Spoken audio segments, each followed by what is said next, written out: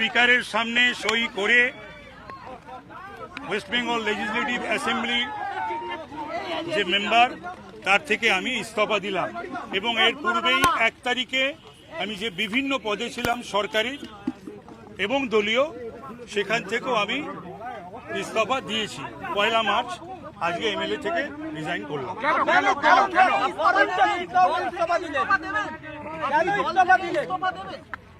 আমি দল থেকেও তো ইস্তফা দিয়েছি।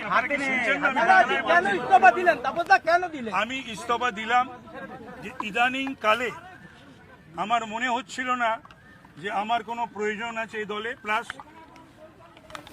যে সিচুয়েশন অ্যারাইজড আউট অফ এই প্রতিদিন যে দুর্নীতি দুর্নীতি দুর্নীতি এবং একটি শব্দ বিধানসভার ভেতরে বাইরে বা যেখানে সেখানে সামনে পড়েছিলাম গাড়ি নিয়ে, সেখানে সেই পরিস্থিতি আমাকে বড় নাড়া দিয়েছে। তারপরে সন্দেশখালীর ঘটনা এই সমস্ত রয়েছে, এগুলো আমাকে দীর্ঘদিন ধরে নাড়া দিয়েছে। আর বাড়িতে 12ই জানুয়ারি দলের লোকজন তারা একটি ইডিকে পাঠিয়ে দিয়েছিলেন এবং আজকে 52 দিন, সেটা এই 52 দিনের মধ্যে দল আমার পাশে দাঁড়ায়নি, কেউ আসেনি।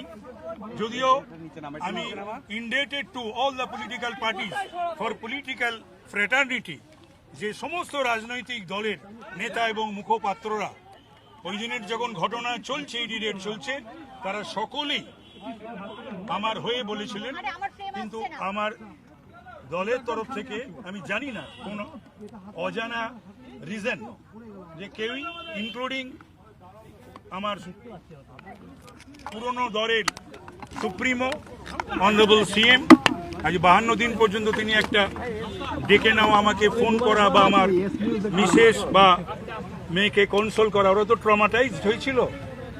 তো সুতরাং এই সব মিলিয়ে আমি মনে করলাম যে আমার আর যাই হোক, যে তৃণমূল কংগ্রেস আমার জন্যে নয়, এখানে আমার থাকা উচিত নয়। আর যেখানেই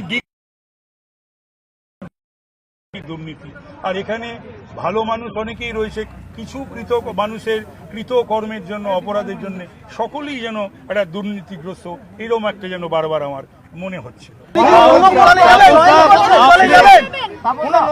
এই সমস্ত কথার কোনো একটিও উত্তর আমি দেব না।